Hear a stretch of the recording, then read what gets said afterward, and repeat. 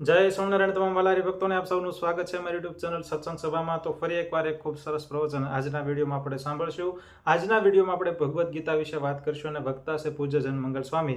તો આજના આ પ્રવચનમાં આપણા જીવનમાં ભગવદ્ ગીતાનું કેટલું બધું મહત્વ છે એ મહત્વ દર્શાવતો આજનું પ્રવચન છે કે દરેક ક્ષણે કોઈ પણ ક્ષણે જ્યારે આપણને જીવનમાં એવું લાગે કે આપણા ધાર્યથી વિપરીત પરિસ્થિતિ આવે છે અને આપણને એવું લાગે કે હવે બધું જ પૂરું થઈ ગયું, તો એવામાં આપણા ગ્રંથોનો જો આપણે સાથ અને સહારો લઈએ તો ફરી એકવાર એક નિષ્ફળતામાંથી સફળતા તરફ આપણે જઈ શકીએ છીએ। એ વાત આજે આ પ્રવચનમાં આપણે શીખીશું।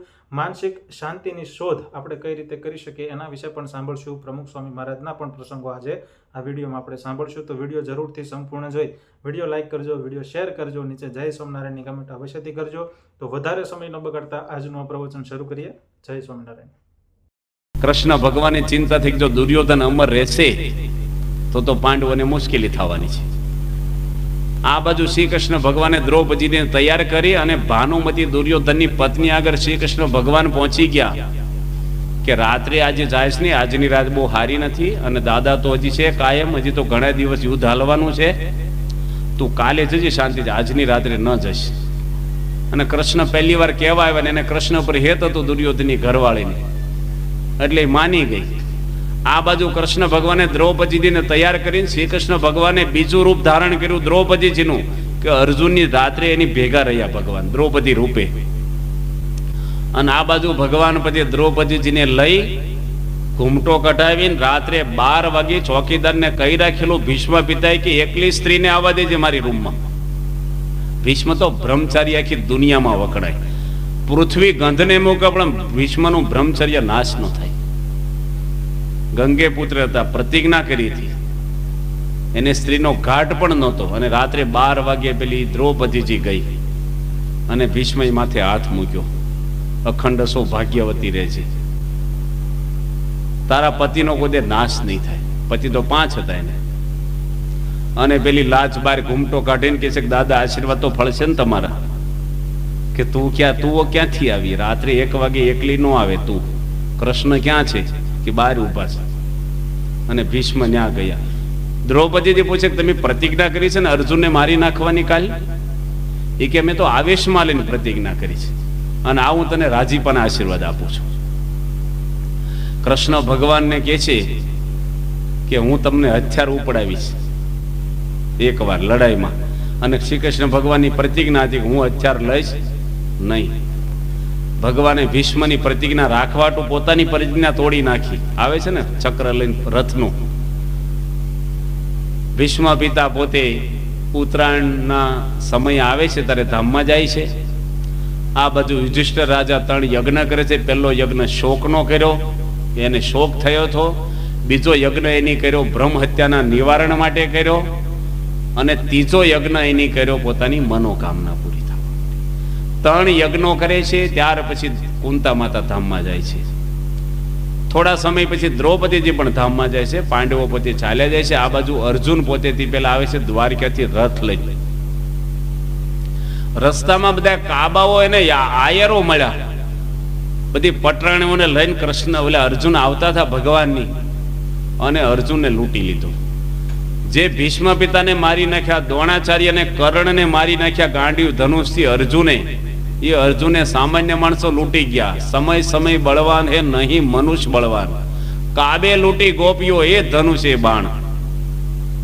કૃષ્ણ પધાર્યાના કેળ્યાની વાત શ્રી ભાગવતે ભાખી, કર્યો અસુરે બહુ ઉતપાત હરિનારી ઘેરે રાખી। અર્જુનને ઉપજ્યું કાંઈ ગાંડીવ ઘણું ઈચ્છું, ન થઈ તેની સહાય બુઢા પણ આવ્યું નહોતું। અર્જુન એનોય હતો પણ ભગવાન જતા રહ્યા રખવાળા।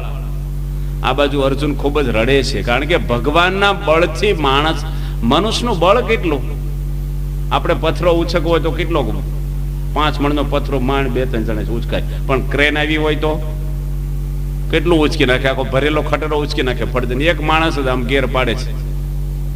હનુમાનજી લંકામાં જાય છે ને રાવણની સભામાં પગ રોપ્યો અને ચેલેન્જ મારી કે આ પગ ઊંચો કરે ને સીતા માતાને આપી દેવા, રામની પરમિશન લીધી નથી। કેટલો આત્મવિશ્વાસ ભગવાનમાં એને હશે। બધાય પગ ઉપાડવા આવે છે ને પગ ઊંચો નથી થતો, છેલ્લે રાવણ પગ ઉપાડવા આવે છે, મારા પગમાં શું પડે છે કે છે। રામના પગમાં પડ તો તારો ઉદ્ધાર થશે, આવું કહે છે.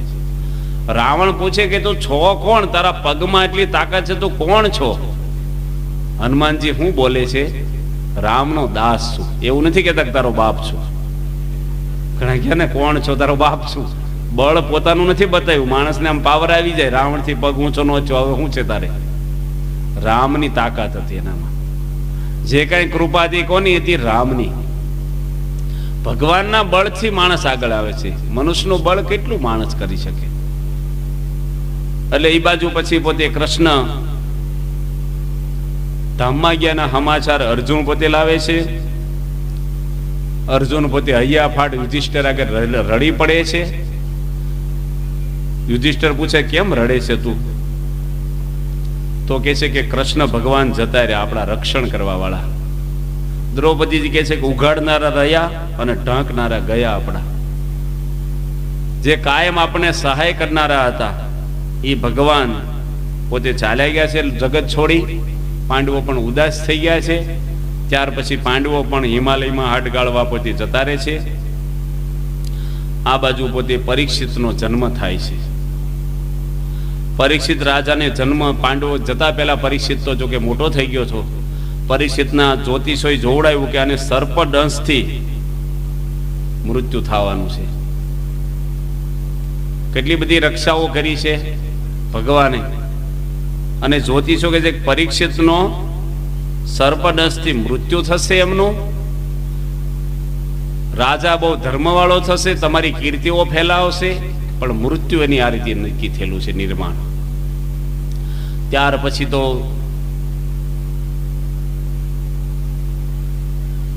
ઉત્તરની પુત્રી ઈરાવતી સાથે પરીક્ષિતના લગ્ન થાય છે. જન્મજય વગેરે 4 દીકરાઓ એમને થાય છે. મોટો જન્મજય હોય છે. અને પરીક્ષિત રાજા પોતે બહુ યુવાન થયો અને રાજ તિલક કરીને પાંડવો પોતે ચાલ્યા ગયા. પરીક્ષિત રાજા દિગ્વિજય કરવા નીકળે રથમાં બેસી. સારા ભોમંડળમાં એનું સામ્રાજ્ય છે પરીક્ષિતનું. અને રથમાં બેસીને ગયા તો એક દ્રશ્ય એમને જોયું કે એક અબુદ્ધ માણસ, ભીલ જેવો શુદ્ર પુરુષ, એક બળદને 3 પગ તૂટી ગયા હતા ને એક પગે બળદ ઉભો હતો. એને પણ લાકડીથી ધોકાથી મારીને પગ તોડી નાખતો હતો. અને બાજુમાં એક ગાય ઊભી હતી, એને પણ લાતો મારતો હતો. ગાય પણ ગોબર કાઢતી હતી, રડતી હતી. બે વાતો કરે છે ગાય ને બળદ કે શ્રી કૃષ્ણ ભગવાન આ પૃથ્વી પર ભાર ઉતારનારા હતા, અસુરોનો માયાનો. એ ચાલ્યા ગયા, આપણું રક્ષણ કરવા વાળા જતા રહ્યા. હવે કોણ આપણને આમાંથી ઉગારે? એટલામાં એકદમ પરીક્ષિત રાજા નીકળે છે ને આ જોયું દ્રશ્ય ને એકદમ રથમાંથી કૂદી પડ્યા. બાણ ઉગામે છે મારવા માટે. અને એકદમ શરણે આવી ગયો પેલો માણસ, શુદ્ર માણસ કે ને નમન નમનમાં બહુ ફેર, બહુ નમન નાદાન. પહેલાના રાજાઓ શરણે આવે ને એનો નાશ નહોતા કરતા. પરીક્ષિત તું કોણ છો? કે મૂર્તિમાન કળજુગ છું. ધર્મના 4 પગ હોય છે, 3 પગને તોડી નાખ્યા કળજુગે. સતયુગની અંદર તપ હતું, એક તપ રૂપી પગ તોડ્યો. ત્રેતા યુગની અંદર દયા હતી, દયા પણ સમાજમાંથી ચાલી ગઈ. દ્રાપદ યુગની અંદર પવિત્રતા હતી, એ પણ જતી રહી. અને કળજુગ એક સત્યના પગના આધારે ઉભો છે. બળદ, બળદ કહેતા ધર્મનું સ્વરૂપ. અને ગાય હતી મૂર્તિમાન પૃથ્વી હતી. પરીક્ષિત રાજા કે તું મારા સામ્રાજ્યમાંથી ગમે ને ભાગી જા, કે તમારું આખી દુનિયામાં રહેશે, મારે જવું ક્યાં? મને થોડુંક રહેવાની જગ્યા આપો. પરીક્ષિત રાજા એને જગ્યા આપે છે, 4 સ્થાન આપે છે. 4 સ્થાન કળજુગના ગણાય છે ભાગવતની અંદર.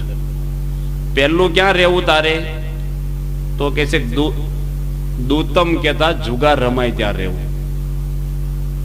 કળજુગ એટલે કંકાસ, કકળાટ, ઝઘડો, એનું નામ કળજુગ. અત્યારે આપણે કળજુગમાં જીવી છીએ, પણ કળજુગ છે ને એ આપણામાંથી અઠે, સમાજમાંથી ન અઠે. આખી દુનિયામાંથી કળજુગની આવડતા 4,32,000 વર્ષની લખી છે. હજી કળજુગ 5,000 વર્ષનો થયો છે. શ્રી કૃષ્ણ ભગવાન હતા ત્યારે યુધિષ્ઠિર રાજાએ પહેલી વાર તાળા જોયા દુનિયામાં. તાળા બનાવવા વાળો લુવાર જોયો યુધિષ્ઠિર રાજાએ કે આ શું બનાવે તું? કે તાળા બનાવું છું. તાળા શેના માટે? તાળા જ નહોતા ક્યાંય. એ કે લોકો ચોરીનો છે ને એટલે આ લોક મારવાનો. લોકો બીજાની વસ્તુ લઈ જાય એ કલ્પના જ નહોતી. ભાગવતમાં કથા આવે છે, એક વાણિયાએ બ્રાહ્મણે વાણિયાને ઘર વેચ્યું અને ઘર વેચ્યા પછી ઘર તોડ્યું પેલા વાણીએ અને વેખ્યું તો અંદરથી હોનાના ચરુ નીકળ્યા.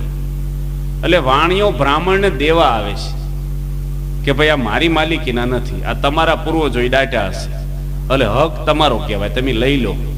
બ્રાહ્મણ કે મેં તને વેચી દીધું ને પછી મારું આમાં કાંઈ ન હોય, જે નીકળી તારું ગણાય, હું ન લઉં. જો આ સતયુગ. યુધિષ્ઠિર રાજા હતા, એને કઈ ન્યાય કરાવવા આવ્યા. રાજા સમજાવે છે બે કે એક એમી નો લઈને પેલો કે હું ન લઉં, અનહક નું લઈ પાપ કહેવાય. રાજા કે મૂકી રાખો પછી ન્યાય કરશું. એ વખતે ભગવાન શ્રી કૃષ્ણ પૃથ્વી પર હયાત હતા. શ્રી કૃષ્ણ ભગવાન ગયા ને પછી થોડા વર્ષો પછી પેલો આવ્યો વાણિયો. એ કે પેલું લાવો એ મારું જ કહેવાય, કારણ કે મેં ઘર ખરીદી લીધું, એમાં જે નીકળે મારું જ કહેવાય. બ્રાહ્મણ આવ્યો કે એનું ન કહેવાય, એને ઘર જ વેચવું છે, પેલું તમારા વડવા હોય ડાયટું હોય. બે ઝઘડ્યા. આ કળયુગ નું શરૂઆત થઈ ગઈ. માણસને તરત શરૂઆત થઈ. ભગવાન જ્ઞાન તરત જ, જેમ લાઈટ જાય અંધારું થાય ને તરત જ બધું આવવા મળ્યું. એટલે કળયુગ પોતાને 4 સ્થાનો પરીક્ષિત રાજા આપે છે. પહેલું સ્થાન કયું આપ્યું? જુગાર. જુગારનો અર્થ હાવ ગુજરાતીમાં કરવો હોય તો અનહક નું લઈ લેવું, મહેનત કર્યા વગર મેળવી લેવું, એનું નામ જુગાર. આપણે જુગાર રમીએ છીએ બધા જ. ભક્તિ કરવી નથી અને ભગવાનનું ધામ જોઈએ છીએ. નોકરી કરવી નથી માણસને, પગાર લેવો છે એ પણ જુગાર છે. વિદ્યાર્થીઓને ભણવું નથી અને પહેલા નંબરે પાસ થવું છે ચોરી કરીને, એ જુગાર જ છે. મહેનત વગરનું મેળવવું અનહકનું, એ જુગાર. પાંડવો પણ જુગાર એમાં કાકા દાદાના ભાઈઓ હતા. અત્યારે માણસો સમાજમાં, આપણે ગામડામાં પવિત્રતા છે પણ અબજો રૂપિયાનો જુગાર ખાનાઓ ચાલે દુનિયામાં. આમ માણસો નો રમે, પણ ભીમ 11 ના દાડે થોડુંક રમે આપણે ગામડામાં, જાણે હારો દિવસ કહેવાય ને એટલે સુકનગીરા કહેવાય. અને જન્માષ્ટમી દાડે થોડુંક રમે પાછા. ભગવાન પ્રગટ થયા ત્યારે રમવું જોઈએ. અત્યારે મેચ રમાય ને એમાં જુગાર રમાય છે, કોણ જીતે ને કોણ હારે. માણસ કેટલો જુગાર રમાઈ જાય છે. આણંદની અંદર એક ભાઈ જુગાર રમ્યા. આણંદની બાજુમાં એક ગામ છે. 700 રૂપિયામાં પોતાની પત્નીને વેચી મારી જુગારમાં. આ બનેલો પ્રસંગ, હજી 5-7 વર્ષ થયા આ પ્રસંગ. પોપર આણંદની અંદર એક ભાઈ એની દીકરીના લગ્નના દાગીના 20 તોલા હોનું ને ખિસ્સામાં 20,000 રૂપિયા લઈને ઘરે જતો હતો હોની ત્યાંથી, અને રસ્તામાં ક્લબમાં ગયો. 20 તોલા હોનું ને 20,000 રૂપિયા મૂકી દીધા. ક્લબના માલિકને થોડીક દયા આવી, તે વળી થોડાક પાછા આપ્યા. ચરોતરનો એક ભગુભાઈ પટેલ 700 વીઘા જમીન મૂકી દીધી જુગારમાં. જુગારી કોઈ કરોડપતિ સાંભળ્યો જ ક્યારે થયો હોય કે જુગાર રમીને માણસ બહુ આગળ આવી ગયો સમાજમાં? જુગારી માણસનો તો સમાજમાં આબરૂ જ નહીં કાંઈ. અને કેટલો જુગારો ક્યાં ક્યાં રમાય છે. એટલે જુગાર છે એ પાપ છે, કળયુગનો વાસ છે. પાનાને અડવું જ નહીં. લંડનની અંદર કહેવત છે કે પાસા કેવા નાખવા જોઈએ. આપણે પાસા નાખે ને જુગારમાં, પાસા એવા નાખવા જોઈએ કે પાસાને એવા નાખી જ દો કે ફરીને આવે જ નહીં. એવા જ નાખો કે ફરીને પાસા આવે જ નહીં આપણી પડખે. ઘણા કે અમે ખાલી ખાલી રમીએ છીએ, ખાલીમાંથી જ થાય પછી ભર્યું. એ અડવાનું જ નહીં. છોડે આમ રમે પછી બોલી થાય. ગઢડાની બાજુમાં પીપળ ગામ છે. હું એ ભાઈના ઘરે જઈ આવ્યો છું, 1.5 વર્ષ થયું. ખેડૂત છે પટેલ આપણો. સારામાં સારો બંગલો છે ગામમાં. ભાવનગરમાં બંગલો છે. બધું જ જુગારમાં ફૂકી માર્યું એક દાડામાં. 10% વ્યાજ લાવ્યા દરબારોનેથી રૂપિયા. બધું જ આજે એના બૈરા છોકરા મજૂરી કરતા થઈ ગયા. આ તો જોયેલા પ્રસંગો, આપણે અમુક તો સાંભળેલા છે. જુગારથી આખું જ રહેવાનું, ભૂલમાંય ન રમવાનું. અનહકનો પૈસો તમને શાંતિ નો આપે. કોકનો તો છે નહીં. પાના રમીને માણસ હજી કેટલા બધા આવું તો આવે છે. એટલે ભક્તિ આપણે, કળયુગનો વાસ છે. રમવું નહીં. બીજું કે છે પાનમ કહેતા દારૂ. દારૂ પણ માણસને કળજુગનું સ્થાન આપ્યું છે. પરીક્ષિત રાજાએ કેટલો દારૂ પીવાય છે? 10 વખત નર્મદા આવે ને એટલો દારૂ વરસમાં પીવાય છે. કેટલો દારૂ! આજે જાત જાતના દારૂ, 1000 જાતના દારૂ લખ્યા છે. આપણે જેમ કેરીઓ છે ને, 1000 જાતની કેરીઓ બહાર આવે છે. આપણે થોડીક આમ તોતાપુરી, ઢીકડીને, હાફૂસ ને જાણતા હોય, બાકી ચોપડી છે 1000 જાતની. 700 જાતના ચોખા આવે છે. એમ દારૂ પણ 1000 જાતના આવે છે. એની પુસ્તક ઇંગ્લેન્ડમાં કેવો કેવો દારૂ તમારે. અને દારૂ માણસ આજે પી બરબાદ થઈ ગયા છે સમાજમાં. જુઓ, દારૂ એટલે બધું સમજી લેવાનું, વ્યસન માત્ર. પાનમ એટલે વ્યસન બધા જ આવી ગયા. આ તમે ગુટકા ખાવ છો એ પણ એ કળજુગનો જ વાત છે. નામ કેવા બધા આપ્યા છે, તુલસી, હા, માણેક છન, આ બધા નામ આપ્યા છે. ભગત, ભગવાનના નામ આપ્યા. મારી પાસે કચરો ભર્યો હોય. હમણાં એક ભરતભાઈ આવ્યા હતા લંડન થી, ગઢડા. એના ઘરે હું 2 વાર જમી આવ્યો છું લંડન. મેં એને કલાક સમજાઈને હાથમાં પાણી આપ્યું, ભગવાનની મૂર્તિ આગળ લઈ જઈ. તિલક સાનલો કરે પાછા. અને 22 માવા ખાય રોજના. 30 વર્ષની ઉંમરે ભાઈ મૃત્યુ પામ્યા. હમણાં જ ગઢડા આવ્યા હતા ને પ્રમુખ સાહેબના આશીર્વાદ લીધા, બ્લડ કેન્સલ થઈ ગયું છે. રડ્યા, મારે ઘરે રડ્યા હતા કે હું માન્યો નહીં, અને ધામમાં નડિયાદમાં જતા રહ્યા. માવા ખબર ને કેમ ના, માવો દૂધનો હોય. આ માવા કહેવાય, માવો દૂધ ને આમ પેંડા બને એ માવો કહેવાય. આ માવા કહેવાય, કચરો કહેવાય, ગટર. મોઢામાં નાખે માણસો. અરે ઘણા માવતર એવા છોકરા નહીં ખવડાવે, પાછા થોડુંક લેવા જાય ને લે 2 પાંદડા. ના, વ્યસનો વાળા કેવા બધા વ્યસનો છે ને. પ્રમુખ સ્વામી મહારાજ સાથે એક ભાઈ નાનુભાઈ કરીને હતા સુરતના, અને ગાડી ચલાવતા હતા અમેરિકામાં. અને સ્વામીને પગે લાગ્યા ને એટલે ખિસ્સામાંથી સિગારેટ પડી. અને ફોરેનની સિગારેટ છે ને, બહુ લાંબી અને એકદમ પેકિંગ એનું એટલું સરસ હોય ને, આમ તમને આમ સરસ આમ પેકિંગ. કેટલી સિગારેટો બહાર પડે છે વર્ષમાં? 2400 અબજ. તમને માન્યામ નહીં આવે. ઇંગ્લેન્ડની અંદર નાના છોકરા છોકરીઓ ટોટલ સિગારેટો પીવે, 2% બાકી નથી ટોટલ. આપણા ભારતમાં આપણે સત્સંગ સમુદાય ધાર્મિક બેઠા છો, કોઈ બહાર તમે જોવો તો કેટલા વ્યસનો માણસને છે. આજે બૈરા વ્યસનો કરે છે. નાની વાવડીમાં ને બીજે 10મા ધોરણમાં ભણતી છોકરીઓ બધી ગુટકા ખાય, પટેલોની. બોલો, વિદ્યાનગર કોલેજમાં છોકરીઓ સિગારેટો પીતી થઈ ગઈ. હવે એના દીકરાને શું સંસ્કાર આપશે? ક્યાં છે માણસ કે કોમ્પ્યુટર લાવો, અમારે ભાઈ એસી આવ્યું, ગાડી આવીને, મોબાઈલ આવ્યા, ઘર હળગ્યું, એનું શું? આ બધી પાયમાલી વ્યસનોમાંથી કેટલી બધી થઈ સમાજની. પેલા વ્યસન જ નહોતા, નામે વ્યસન નહોતા. એક ભાઈ છે ને હોકો પીવે ને દૂર બે, હોકો તો ક્યાંય દૂર રાખે 10-15 ફૂટ, અને નાળે રાખે. હોકો કે વ્યસન થી આઘા હારા કે આપણે ફૂકાઈ મારે પાછો. એટલે વ્યસન મોઢામાં ધુમાડ જ કાઢે જ તું યાર, આઘા હારા વ્યસન થી. એટલે પેલા નાનું ભાઈ ની સિગારેટ પડી ને એટલે પ્રમુખ સ્વામી કહે છે કે તમે સિગારેટ છોડી દો ને, અમને ગાડીમાં લઈને ફરો છો, તમે એટલી સેવા કરો છો. સ્વામી એ વાત નહીં બને કે કેમ? તમે કહો તમારી બૈરીને છોડી દઉં કે 15 વર્ષ નો હતો ને ત્યારથી હું સિગારેટ પીવું છું, ને બૈરી આવી છે 22 વર્ષ પછી. એટલે પહેલા સિગારેટ આવી છે, પછી ઘરવાળી આવી છે, એટલે હું સિગારેટ તો છોડીશ નહીં. સ્વામી એને બહુ સમજાવ્યા, ધીરે ધીરે ધીરે ધીરે છોડાવડાયું. પણ વ્યસન એટલા ઘર કરી ગયા હોય છે ને માણસને. માણસ કે મને સંડાસ જ ન ઉતરે બીડી વગેરે, એવાય અમુક હોય છે. પૈસા નથી હોતા. ઘોડિયામાં કોણ બીડી પાતું હતું? લઈને જન્મા થા બીડીની બોલી ગળી. ઘોડિયા નહોતા બગડતા બીડી વગેરે.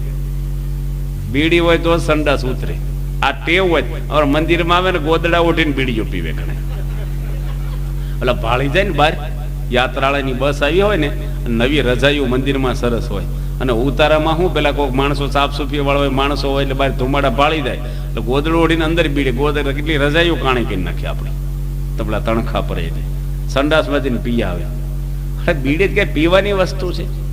તમે મશીન છો ધુમાડા કાઢો તો હળગી જવું છે તમારે. ધુમાડા શેમાં નીકળે? હળગે એમાંથી નીકળે. તમે નાકમાંથી ને મોઢામાંથી ધુમાડા કાઢો છો, તે હળગ્યા છો કે નહીં? હળગે તો જ ધુમાડા નીકળે ને.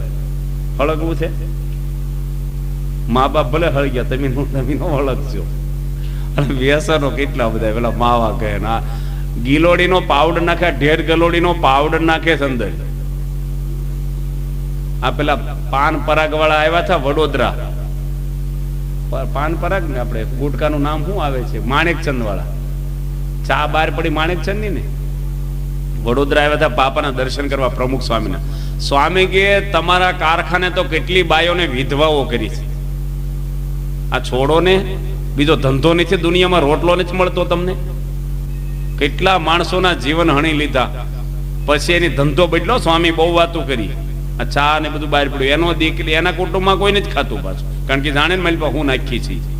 અને માણસો આ બધા વ્યસનો કરે છે જાત જાતના. હમણાં હું ભોજપરા ગયો હતો, ભાવનગરની બાજુમાં મહાવીરસિંહ બાપુનું ગામ છે. એ ભોજપરામાં સભા કરી અને મધરધામમાં ગયા. ગામના માણસો કે અમારું અડધું ગામથી વધારે વિધવા છે અહીં. હું કામ કે ઘરે ઘરે દારૂ પીવાય છે. લો, એમાં એક દાદા તિલક સાંડલો કરીને બેઠા હતા કે સ્વામી મારા 3 દીકરા 3 દારૂ પીવે છે. 2 જણા પીને જ આવ્યા હતા સભા. ઘરે ઘરે દારૂ. આ ભોજપરા ભાવનગરની બાજુમાં ઘરે ઘરે કોક બાય તો રાંડ્યા જ હોય. દરબારોમાં તો લગ્ન કર્યા ને બીજ દાડે રાંડે તો પછી ભણવાનું નહીં, જિંદગી કે હારે જ રહેવાનું, પાછું પિયરમાં નહીં રહેવાનું. કેટલો ત્રાસ બાય ને. આ વ્યસન, આ દારૂ, આ બીડીયું, ગુટકા. એટલે આ કળજુગના સ્થાન પરીક્ષિત રાજાએ કળજુગને આપ્યા છે. એમાંથી આપણે બચવું હોય તો વ્યસનમાંથી દૂર રહેવું. વ્યસન છે ને એનાથી આપણે જેટલા આઘા રહી. લોકો કે છે ને બીડી છે એ સ્વર્ગની શું છે? સીડી છે. જો દાદાને ખબર છે પાછા.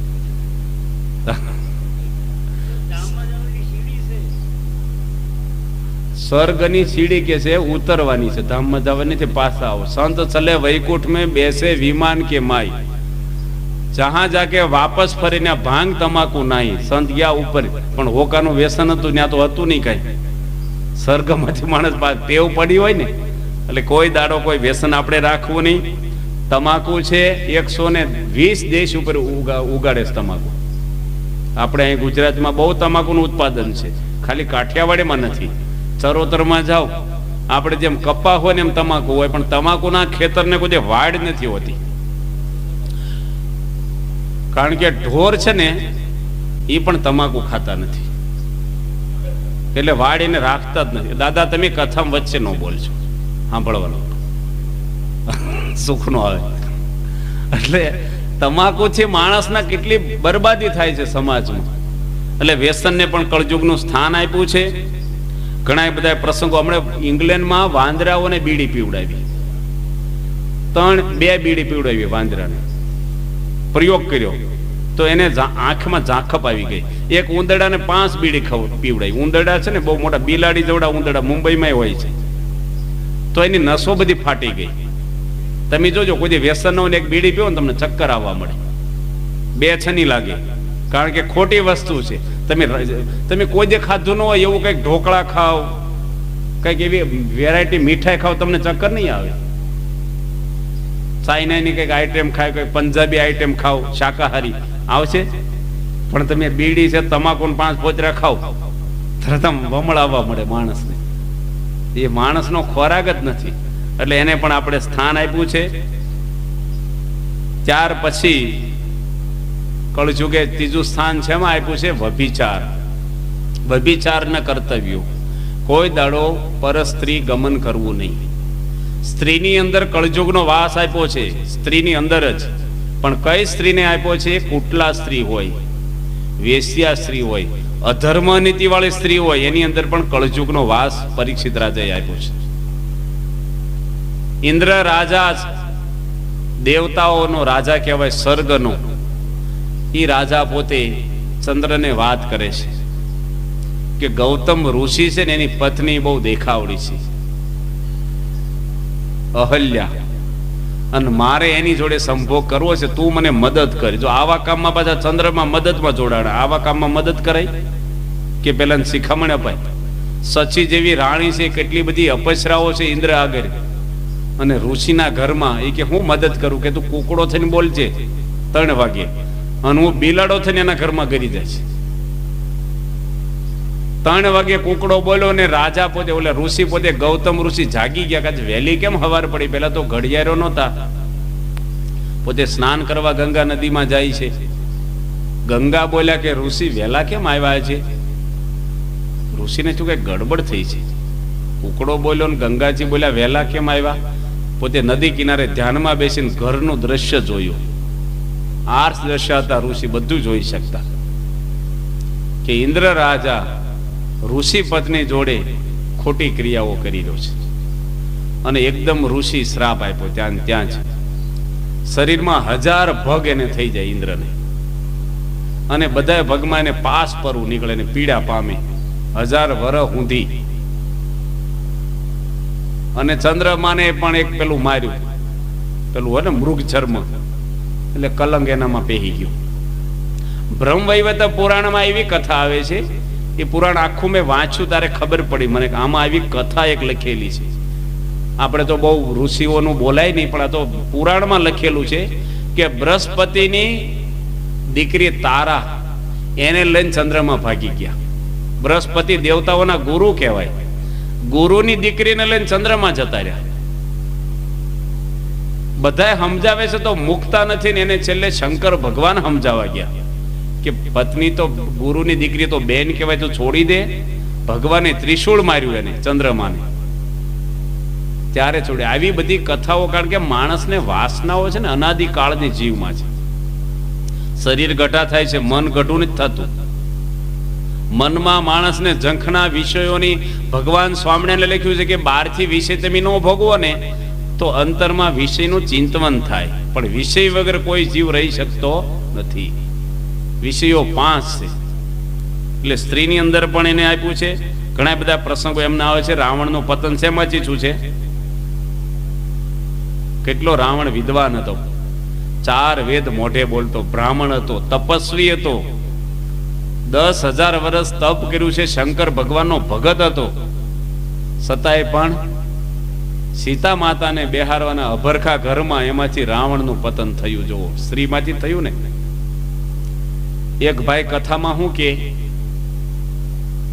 કે આપણે છીએ ને ભમરા છે, સ્ત્રીઓ છે એ ફૂલ છે, ભમરો તો ગમે તે ફૂલ ઉપર સુગંધ લે.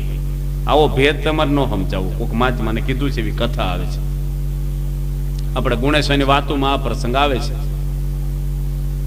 કે ભાઈ આ શાસ્ત્રમાં વિવેક બતાવ્યો, વિધિ અને નિષેધ લક્ષ્મણ રેખાઓ દોરી છે કે બોર્ડરમાં રહેવું. અને પેલો છે ને કોકના ઘરમાં પેઠો હશે, રાતના ખોટા સંબંધ હશે, અને તો દરબારનું ઘર નહીં તો બાર વાડીએ ગયા હશે. અને આ બાજુ એ ભાઈ વાડીએથી રાત્રે આવ્યા પાછા, બીડી બાકસ કે ચા પાણી ભૂલી ગયા છે, અને જોડા પડેલા ફળિયામાં ખબર પડી કે મારા ઘરમાં કોક છે. સ્ત્રીની આંખમાં ઊંઘ નહોતી કે કોઈ નથી, અને ભાલો લઈને ગયેલા ને તે ભાલો કોઠીમાં નાખ્યો જોવા, અને કોઠીમાં ભાઈ હંતાણેલા. અને ભાલો વાગે તો નો અવાજ કરવો હોય તો નીકળે તો ખરો જ, અને શીશ પડીને પેલો તો ખાંડણી એમ ખાંડે ને એમ ભાલાથી મળ્યો મારવા, અને કાળી શીશો પડે જીવ જાય. તારે મંદિર બાજુમાં સંતો જાગ્યા, પેલા બોલ્યા હતા નર ભમર. સંતોએ પૂછ્યું બાલમુકુંદ સ્વામીને, એક સ્વામી આ અવાજ કેમ બહુ આવું શું થાય છે? કાં તો ભમર ગુંજાર કરે છે કે છે, ભમર ગુંજાર કરે છે. એટલે આ પાપ છે, આમાંથી દુઃખ હજારો લાખોને આવ્યા છે. કોઈ પાપ જાણતું નથી, પણ આપણું હૃદય તો જાણે છે ને, આપણને જ ખૂંચા કરે. એટલે સ્ત્રીની અંદર પણ આવી રીતે આપી છે પવિત્રતા. 33 યુગની અંદર પવિત્રતા જતી રહી. પવિત્રતા, હિંસાની અંદર આપણે કળયુગનો વાસ આપ્યો. 4થું સ્થાન, હિંસા ન કરવી કોઈ નહીં. સહેજ મળ્યા જો દૂધ બરાબર, માગ लिया છો પાણી, ખેસ लिया જો રક્ત બરાબર, ગોરખ બોલ્યા વાણી. સેજે સેજે મળે ને તો દૂધ મળ્યા બરોબર છે. તમે માગીને લો ને તો પાણી છે, દૂધ હોય તોય. અને ખેંચીને લો એટલે પરાણે લો ને એનું લોહી પીધા બરોબર છે. ભગવાન સ્વામિનારાયણની શિક્ષા પત્ર લખ્યું, માકડ ચાકડ જો ઝીણા જીવને પણ મારવાની જાણી જોઈ. વિવેકાનંદ સ્વામી પરદેશ ગયા ને, અને કારખાનું દેખાડ્યું કે એક બાજુ ગાયને ઊભી રાખે, અને ગાય કતલખાનામાં જાય તો બધા સ્પેર પાર્ટ એના જુદા થઈ જાય. લોહીની બોટલો ઓટોમેટિક ભરાઈ જાય, ચામડાના ઓટોમેટિક સાફ થઈને એના પટ્ટા બકલો બનવા મળે, પેલું પાકીટો. અમેરિકામાં એવી ફેક્ટરી બતાવી, અને હાડકાનો પાવડર થઈને એની દવાઓ બને. એને એમ કે આ ખુશ થઈ જશે કે અમારા દેશમાં આવું. સંત વિવેકાનંદ સ્વામી કે આ બધું ભેગું કરીને નાખો આ બાજુ, અને આ બાજુ ગાય ઊભી કરો. હવે કે તમને જીવાડવાનો અધિકાર નથી તો મારવાનો અધિકાર નથી. ભારતની અંદર 1 લાખ ટન માઉસ વેચાય છે દર વર્ષે. કેટલું? 1 લાખ ટન. 50 મણે ટન થાય. કેટલા પ્રાણીઓને મારી નાખતા હશે. 3500 કતલખાના છે. આજે હિંસાઓ આપણે તો નથી ખાતા, પણ તમે છે ને ગાળા છાળા વગરનું ખાઓ છો ને, એ પણ હિંસા જ છે. એ પવિત્રતા નથી. ઘરમાં બધું લોટમાં ધનેડા હોય, પેલી છાણી હોય ને, એક બાજુ એમનેમ પડે ને એક બાજુ સળાઈને પડે. કાણી પડી ગઈ હોય છાણી, કણામાં કાણા પડી ગયા. તમારી પેલી ગણી હવે આવે છે ને એ કાણી થઈ ગઈ હોય, બદલે જ નહીં. એક ભાઈના ઘરે ગોળા ઉપર જ નળ રાખ્યો છે સીધો, વિસળવાનું જ નહીં ક્યારે. આપણો સત્સંગી છે નહીં, પણ કાર્ય કરશે પાછો. નળ ચાલુ કરે, ગોળો ભરાય છે. એટલે ગોળો વિસળવાનો જોઈએ રોજનો રોજ. તો માણસની અંદર શુદ્ધતા રાખવી જોઈએ આપણે, પવિત્રતા અને શુદ્ધિમાં બહુ ફેર છે. સાકરનો ગાંગડો પડી ગયો હોય કોઈ મળમૂત્રમાં, તો તમે ધોઈ નાખો તો શુદ્ધ થાય, પણ ભગવાનને ધરાવાય? પવિત્ર ના કહેવાય. પવિત્ર અંદરની વસ્તુ છે, શુદ્ધિ બહારની વસ્તુ છે. એટલે કળજુગના 4 સ્થાન આપ્યા છે. ત્યાર પછી પરીક્ષિત રાજા પોતે ઘરે આવીને બીજે દાડે, કોઈ દાડો નહીં ને તે દાડે એના પૂર્વજનોનો પટારો વીખ્યો. એની પટારો પોતે વીખતા કે હું મૂકી ગયા છે પાંડવો. જૂનો પટારો હતો. આપણે હોય ને ઘણી વાર નવરા પડી તો કઈક વીખી. પરીક્ષિત રાજાએ વીખ્યું. એમાંથી જરાસનનો દીકરો સહદેવ હતો. આ પાંડવોનો ભાઈનું નામ સહદેવ, પણ જરાસનના દીકરાનું નામ સહદેવ હતું. અને ભીમ છે ને બળજબરીથી સહદેવને મારી, અને એક હોનાનો મુંગટ જરાસનનો બહુ સરસ હતો, એ મુંગટ ભીમ લઈ આવેલો. એ બધી વસ્તુ પટારામાં ભરેલી પાંડવોએ. પરીક્ષિત રાજાએ પટારો ખોલ્યો ને મુંગટ જોયો ને એટલે એની મુંગટ પહેર્યો. કળજુગને 5મું સ્થાન માગ્યું પરીક્ષિત રાજા આગળ કે 4 સ્થાન તો હાવ ગંદવાડા જેવા આપ્યા, એમાં એકે હારું નથી, એક હારું આપો મને. કે કળજુગનો વાસ પછી સુવર્ણમાં રાખજે, તું જા સોનામાં રહે છે. તમે આ દાગીના પહેરો ને, પહોંચી ચેન, એમાં કળજુગના પહેરવામાં કઈ વાંધો નહીં, પહેરવું, પણ તમારે જાણી રાખવાનું કળજુગને લઈને ફરું છું. કળજુગ ભેગો જ છે આપણી હાથે. સોનામાંથી ઝઘડા થાય છે કે નથી થતા? સોનામાં જ થાય. જજો, માણસ મરે ત્યારે પેલા હોનું વીખી લે, છોકરાઓ કાઢી લો બધું. આમ હોનામાંથી જ કેટલા ઝઘડા. એટલે કળજુગે હોના, ઓલા પરીક્ષિત રાજાએ હોનાનો મુંગટ પહેર્યો. મુંગટ પહેરી અને પહેલી વાર કોઈ દાડો નહીં માન આવે. મને આમ કીધું, બધાને થાય. એમને સંતોને માન આવે ને બધાને આવે. કનક તજો કામિની તજો, તજો ધાતુ કો સંગ, તુલસી લઘુ ભોજન કરે, જીવે માન કે રંગ. માણસ વખાણ કરે ને તો ખાધા જેટલો આનંદ થઈ જાય. કોઈના વખાણ થાય ને, તમે ભૂખ્યા હોય તો ભૂખ ભાંગી જાય. બોલો, આપણે માન વસ્તુ જ એવી છે. પરીક્ષિત રાજાને માન આવી ગયું, અને મરેલો નાગ પડ્યો હતો. એ ઝાંખડામાં નાગ હતો ને, લઈ 2 હાથે અને ઋષિના ગળામાં વીટી દીધો.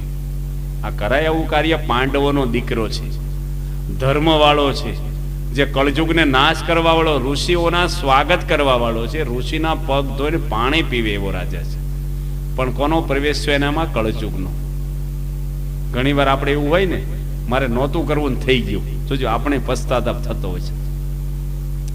પરીક્ષિત રાજા ત્યાંથી ચાલ્યો જાય છે ને, ઘરે જન જેવો મુંગટ ઉતારીને બેહે છે ને, અને એને બુદ્ધિ સ્થિર થઈ કે આ મેં શું કર્યું.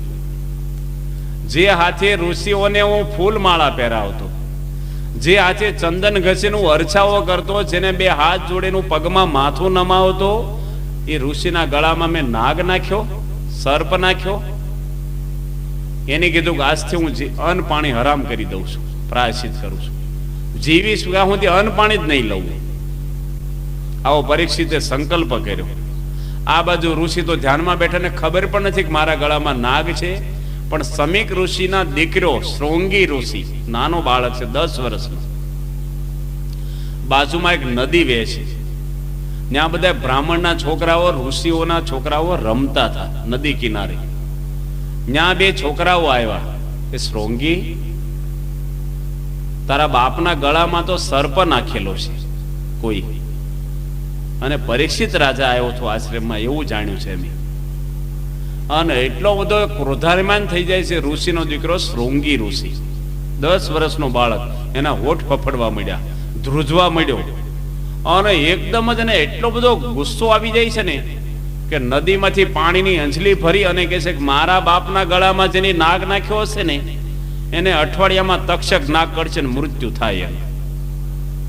ઋષિપુત્ર તો બ્રાહ્મણનો દીકરો હતો, સત્યને વરેલા ઋષિઓ હતા. કોઈ સાધુ સંતોનો ક્યારે અપરાધ ના કરવો, કોઈનો દ્રોહ ન કરવો, જીવ પ્રાણી માત્રનો દ્રોહ ન કરવો. એમાંથી આપણું અધપતન જ થાય છે. નામ શું તમારું? કે જીવાભાઈ. કામ શું કરો છો? કે રાફડા ખોદવાનું કરીએ છીએ. તો મરેલા જ ગયો ને જીવાભાઈ શું કામ કયો છે? ક્યાંક નાગ નીકળ છે રાફડામાંથી. એમ માણસ ને દ્રોહ કરે ને એટલે કોક દાડો પરિબનું ભગવાન સહન નથી કરતા. ઘોડી બટકું ભરે ને પછી મૂકે નહીં, પણ આંખમાં આંગળી નાખો ને તો મૂકી દે.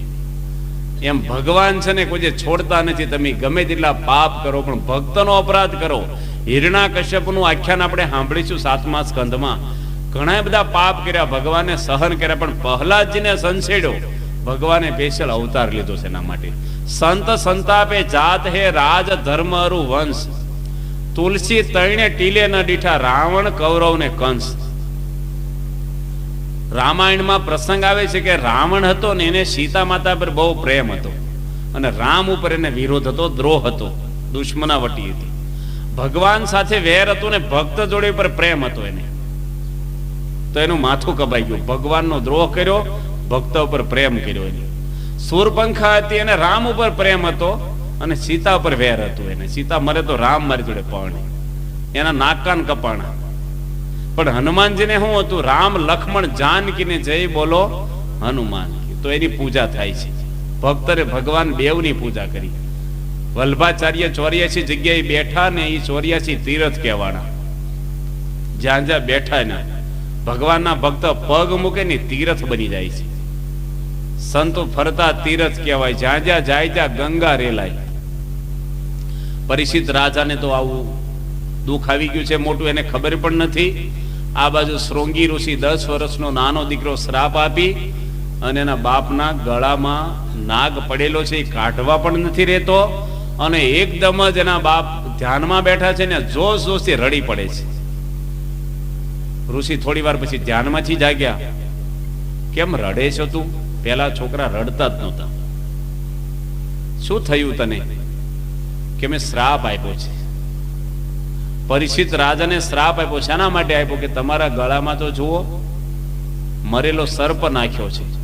ઋષિ ધીરે લઈને સર્પ કાઢીને બાજુ મૂકી દીધો.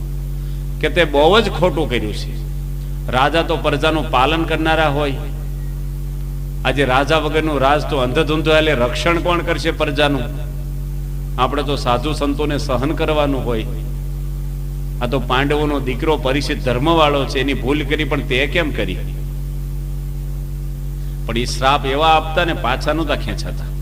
બોલ્યા એટલે પૂરું. કે ને સતી કોઈ જે શ્રાપ આપે નહીં અને સંખણીનો લાગે નહીં.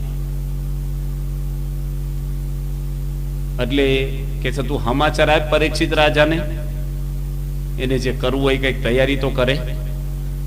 2 બ્રાહ્મણના છોકરાને મોકલે છે પરીક્ષિતને સમાચાર દેવા માટે. આવા સમાચાર દેવા એ પણ હિંમત જોઈએ. પરીક્ષિત રાજા શાંતિથી બેઠા છે. 2 બ્રાહ્મણ પુત્રો આવ્યા. પરીક્ષિત રાજાએ સ્વાગત કર્યું, એનું નમસ્કાર કર્યા કે આવો શું છે? કે તમને શ્રૃંગી ઋષિ શ્રાપ આપ્યો છે ને અઠવાડિયામાં 7 દિવસમાં તમારું મૃત્યુ છે. પરીક્ષિત રાજા એકદમ જાગી ગયો. મૃત્યુ તો દરેકને છે પણ આપણે જાગતા નથી. ઉત્તિષ્ઠ જાગ્રત પરાપ્ત વરાની બોધત. જાગો, ઉઠો. ઊંઘેલા છે. ગીતામાં લખે આ નિશા સર્વભૂતાનામ તસ્યામ જાગ્રતિ સંયમી યશામ જાગ્રતિ ભૂતાની પિશાચા સો મુનિ. કે જીવ પ્રાણી માત્ર ઊંઘેલા છે. કેમ ઊંઘેલા છે? કે પોતાના કર્તવ્યનું ભાન નથી એટલે જાગતો છે છતાંય ઊંઘેલો છે. બ્રાહ્મણનો દીકરો દારૂના પીઠામાં જઈને બેહે તો ઊંઘેલો કહેવાય કે જાગેલો કહેવાય?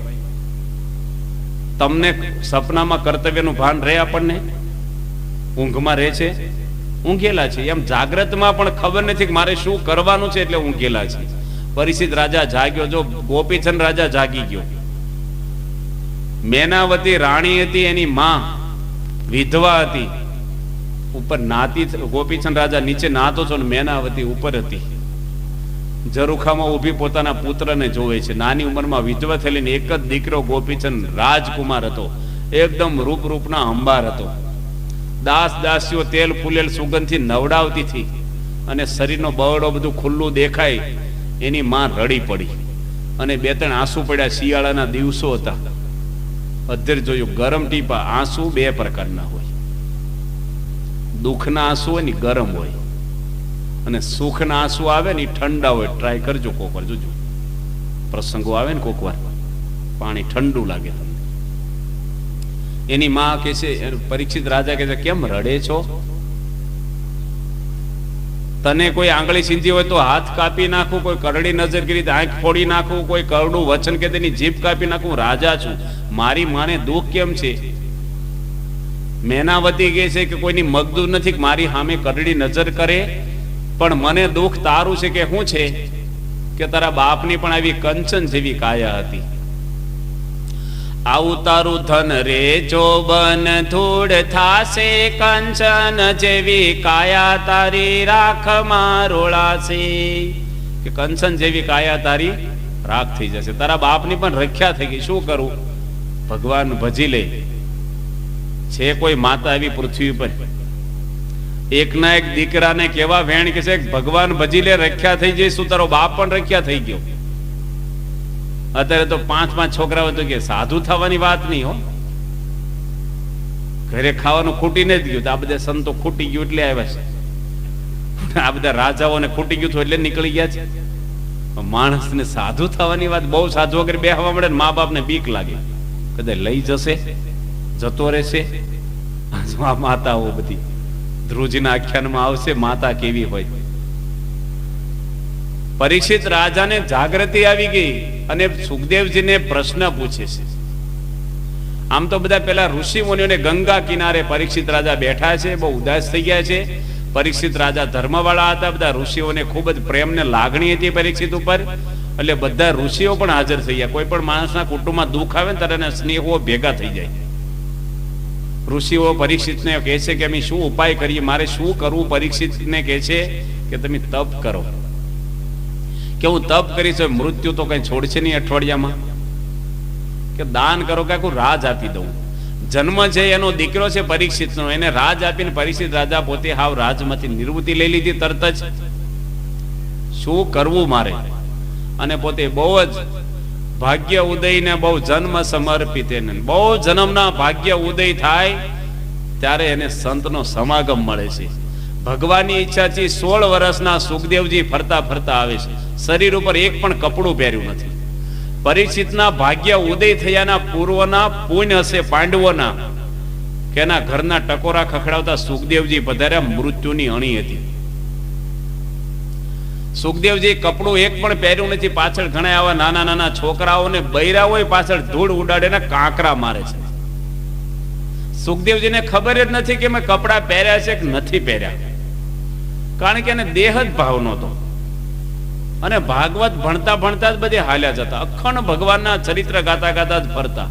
એને દુનિયા શું છે એને ખબર નહોતી કે દુનિયામાં કોઈ બગડેલા માણસો છે. એ દરેક મેં ભગવાનનું સ્વરૂપ જ જોતા. એની મસ્તીમાં આવતા હતા બ્રહ્મની. પછી જ રાજાના પુણ્ય ઉદય થયા. બધા હજારો ઋષિઓ મુનિઓ, અંગીરા ભગીરથ બધા ઋષિઓ બેઠા છે. નારદજી પણ છે. બધા ઉભા થઈને સુખદેવજીનું સ્વાગત કરે. સુખદેવજી ખાલી 16 વર્ષની ઉંમર છે. શરીર ઉપર વાળ બધા વિખાઈ ગયેલા છે, નગ્ન અવસ્થા છે. અને ભગવાનની ઈચ્છાથી આવ્યા. પરીક્ષિત રાજા બહુ ખુશ થઈ ગયો. પરીક્ષિત રાજાને સામે બેસાડે છે અને પરીક્ષિત પોતે કહે છે કે સુખદેવજી, મારે 7 દિવસમાં મૃત્યુ આવવાનું છે, તો મૃત્યુની નજીક દિવસોમાં મનુષ્યને પહેલા શું કરી લેવું જોઈએ જલ્દીથી. સુખદેવજી કહે છે કે પરીક્ષિત રાજા, તારે તો 7 દિવસ છે, કેમ ગભરાય છે તું? ખટવાંગ રાજાનું તો 2 મુહૂર્તમાં કલ્યાણ કર્યું છે. ખટવાંગ રાજા પોતે દેવતાઓ જોડે લડવા ગયેલો, દાનવો અને દેવતાઓના પક્ષે દાનવો જોડે લડતો અને બહુ જ સુરવીરથી લડતો, દેવતાઓ રાજી થઈ ગયા એની ઉપર અને એને કીધું કે હવે તમે મૃત્યુ લોકમાં જાઓ પાછા.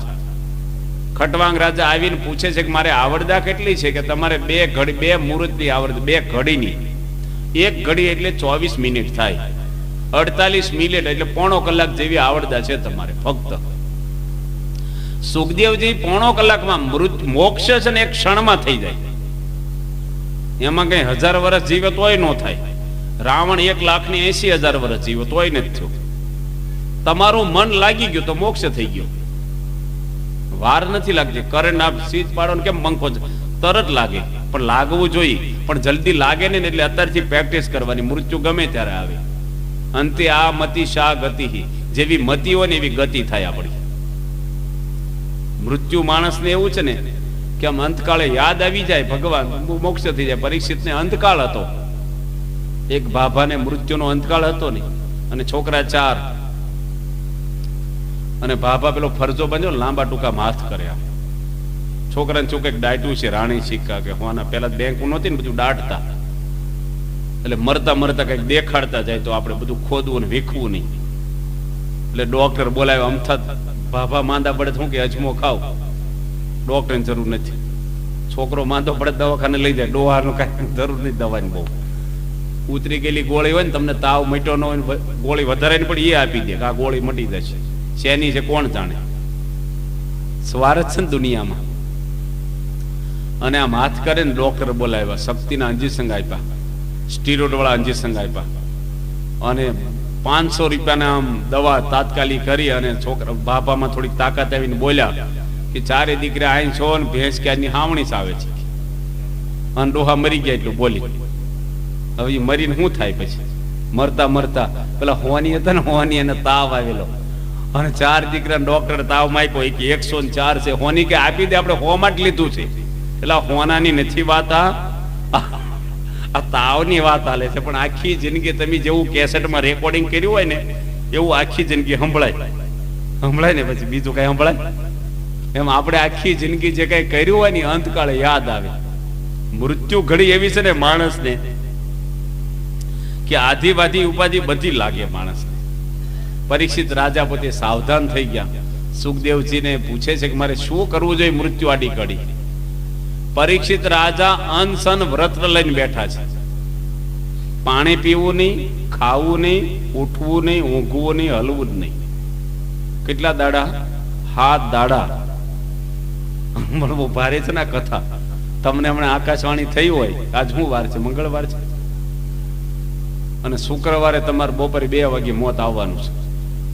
તો ઘરે ભજીયા બનાવ્યા તો ખાવ, કેરી રહ કાઢ્યો હોય ખાવ, છોકરા આઈસ્ક્રીમ ને ગુલ્ફી ખાવ.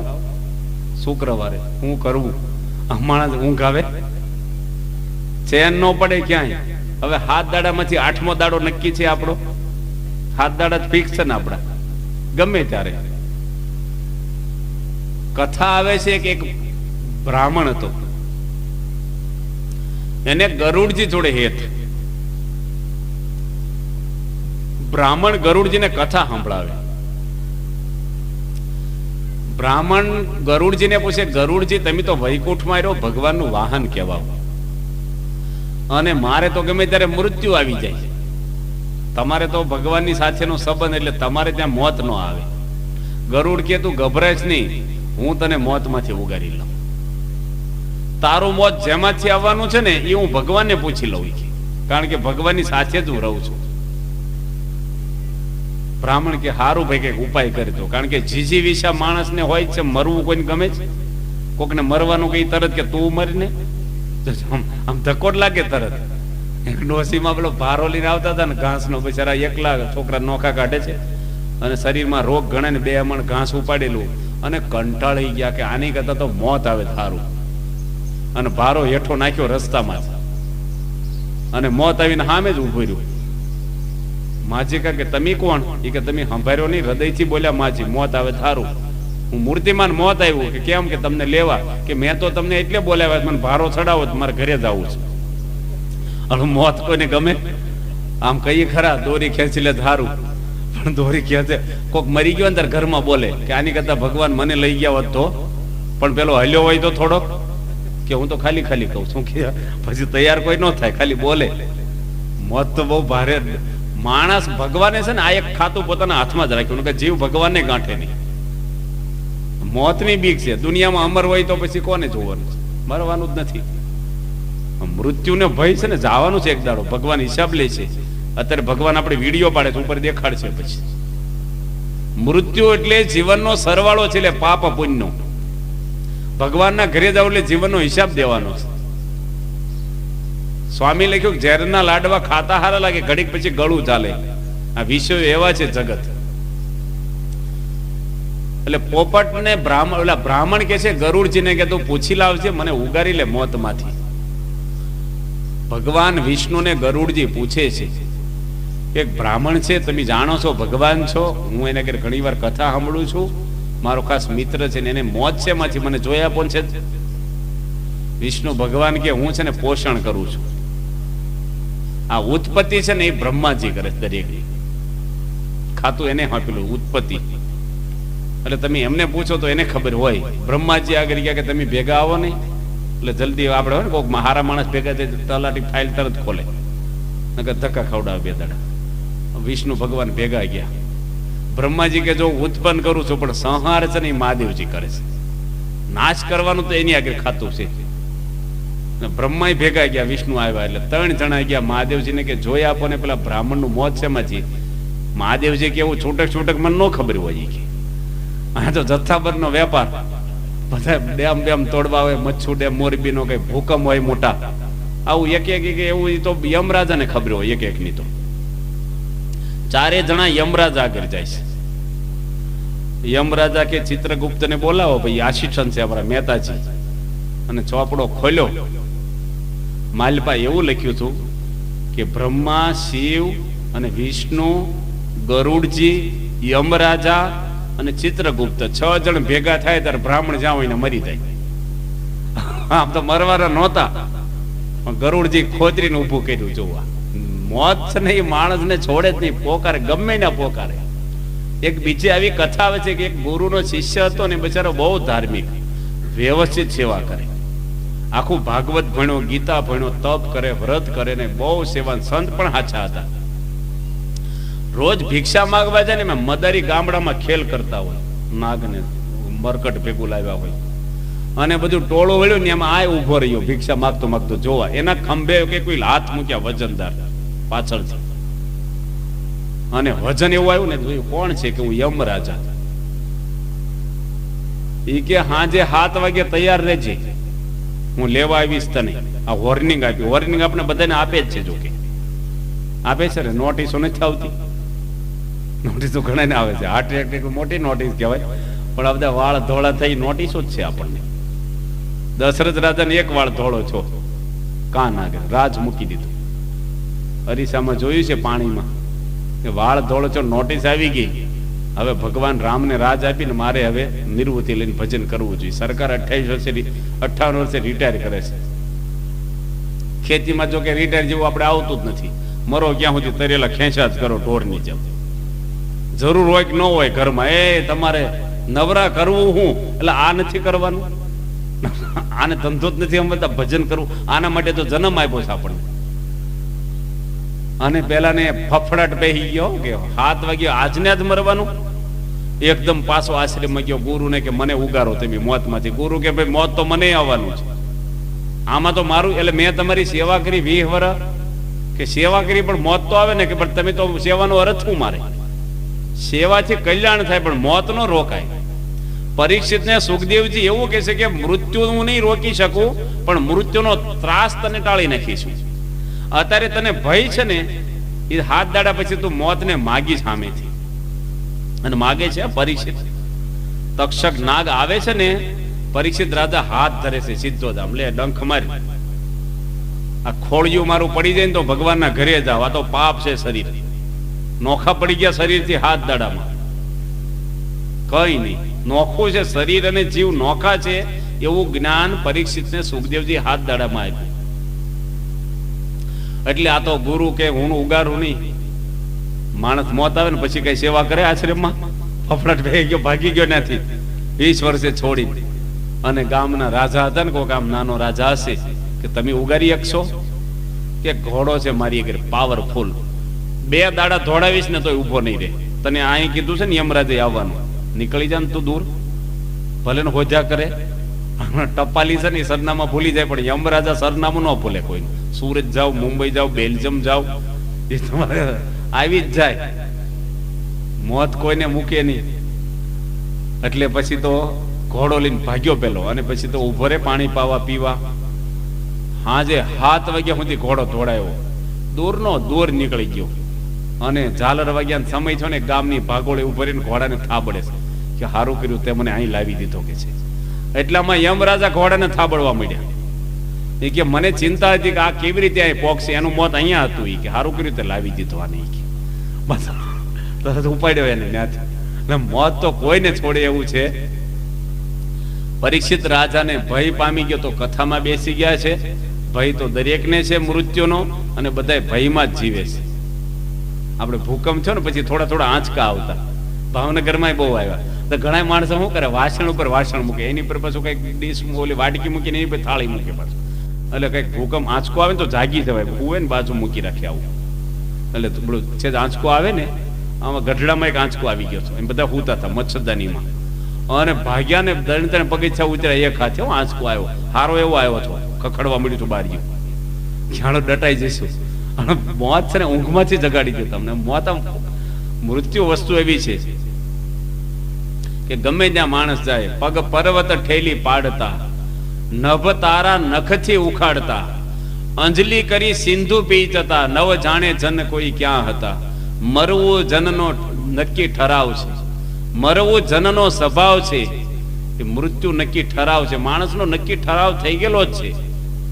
તમે રોકો, ગમે તેટલા ડોક્ટર હોય, કોઈ ઉગારી શકે એમ નથી આ દુનિયામાં. તમારું કુટુંબ હોય, હગા હોય, કોઈ પણ માણસ હોય.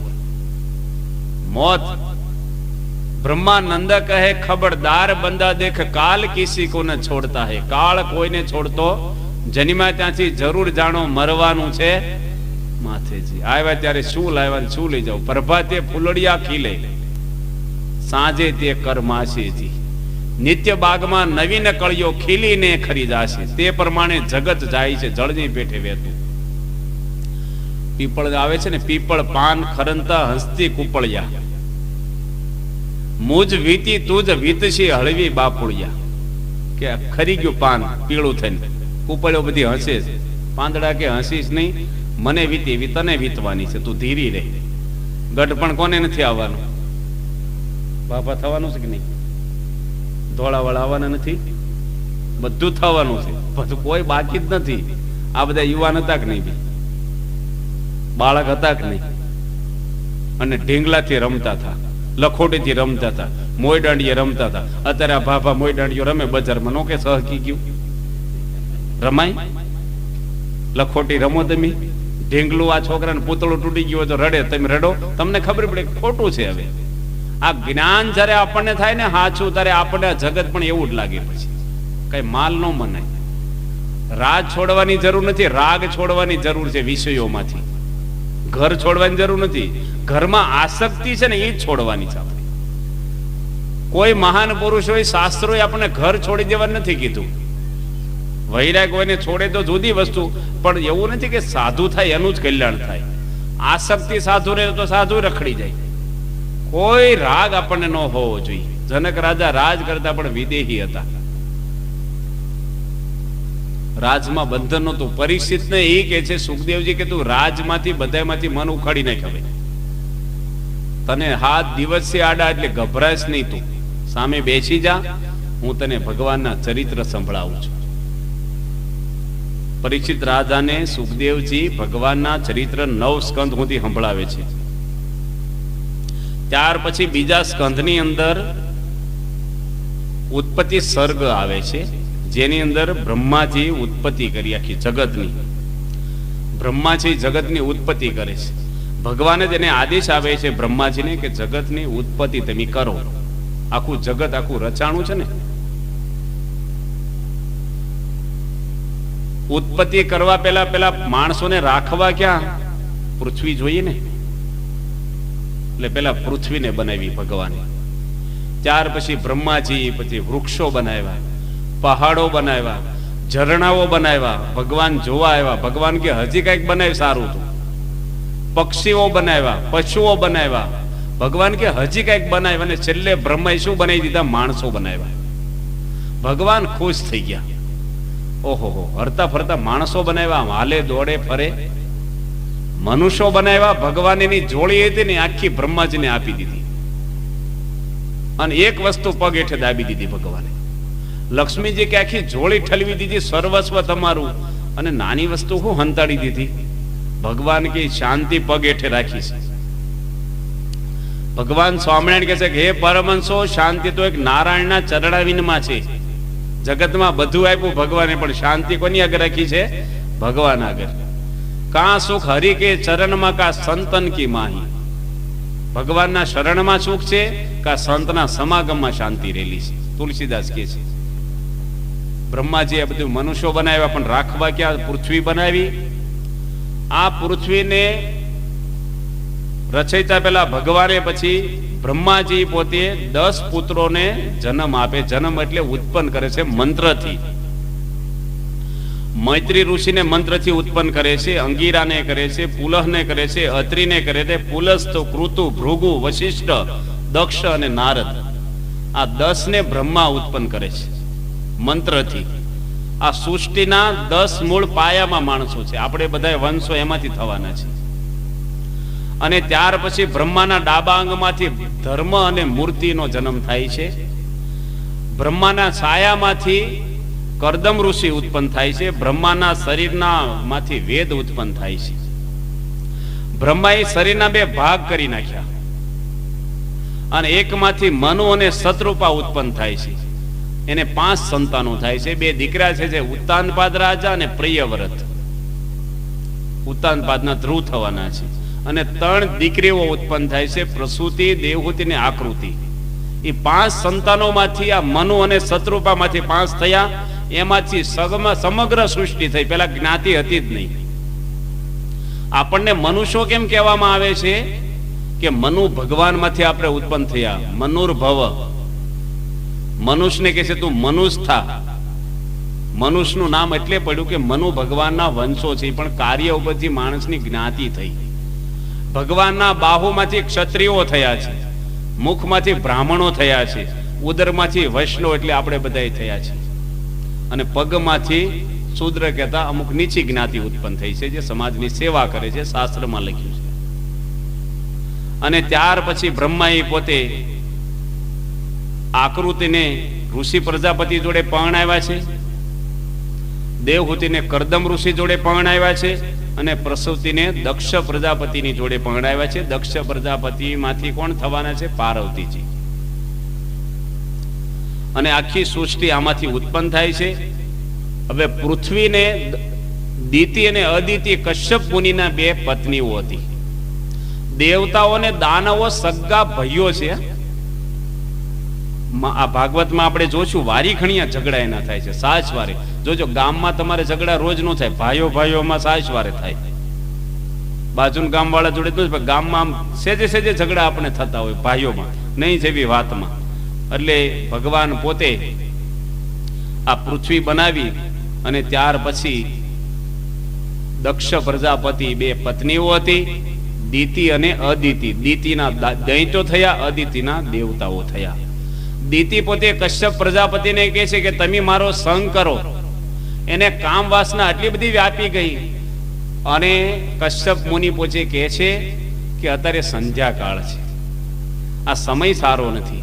અસુરોનું જોર હોય, પણ પેલી કામ વિહવળ થયેલી ને કશ્યપ મુનિનું વસ્ત્ર ખેંચવા મળી. પછી એને ગર્ભ રહે છે. તો જોઈને હરિભક્તો આજના પ્રવચનમાં આપણે ખૂબ સરસ વાત પૂજ્ય જનમંગલ સ્વામી પાસેથી શીખ્યા કે જીવનમાં કોઈ પણ તકલીફ આવે, જીવનમાં જ્યારે આપણે આપણા ધાર્યાથી વિપરીત પરિસ્થિતિ આવે તો એવામાં આપણા ગ્રંથોનો આપણે ખૂબ સરસ એક સહારો લઈ શકીએ છીએ કે કોઈ પણ પ્રશ્નના જે જવાબ એ હજારો વર્ષો પહેલાં આપણા ગ્રંથોમાં આપેલા જ છે કે કોઈ પણ ક્ષણે કે જ્યારે આપણે ધાર્યાથી વિપરીત પરિસ્થિતિ આવે અને આપણે માનસિક રીતે સંપૂર્ણ જ્યારે ભાંગી જઈએ તો એવામાં આપણા ગ્રંથો આપણને ઘણું બધું શીખવે છે કે જીવન કઈ રીતે જીવવું.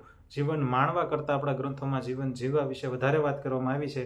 તો આવા જ ગ્રંથોને આપણે વાંચીએ, આવા જ ગ્રંથોને આપણે સાંભળીએ અને આવા જ તમે જે પ્રવચનો જોવા માટે મારી ચેનલ સાથે જરૂરથી જોડાયેલા રહો. ચેનલ સબસ્ક્રાઇબ કરો, વિડીયો લાઇક કરો, વિડીયો શેર કરો. તો મળીએ એક નવા જ પ્રવચનમાં. ત્યાં સુધી આપ સૌ હરિભક્તોને